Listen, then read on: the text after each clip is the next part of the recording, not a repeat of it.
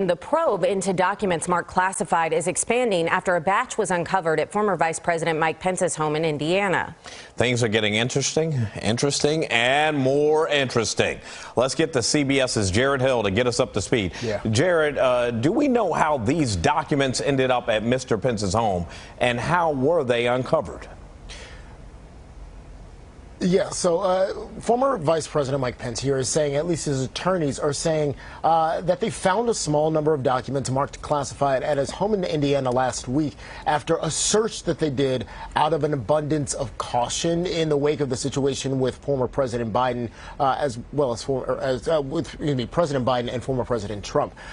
They're saying that everything has been turned over, though, to the FBI. But some lawmakers across the political spectrum are looking at this and are questioning if there's a bigger problem here. How are the current and former president, as well as a former vice president, getting caught in this same situation?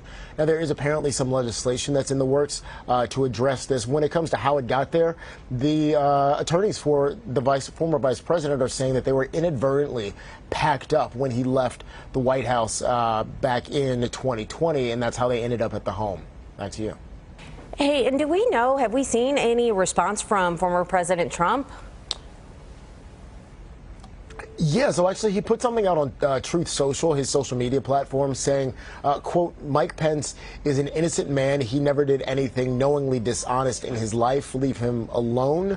A special counsel is currently investigating former President Trump's refusal, though, to return hundreds of documents marked classified. There's also that special counsel investigating the Biden document situation. It's going to be interesting to see if all of these revelations end up, having any kind of effect on what the outcome of all these investigations looks like. Back to you.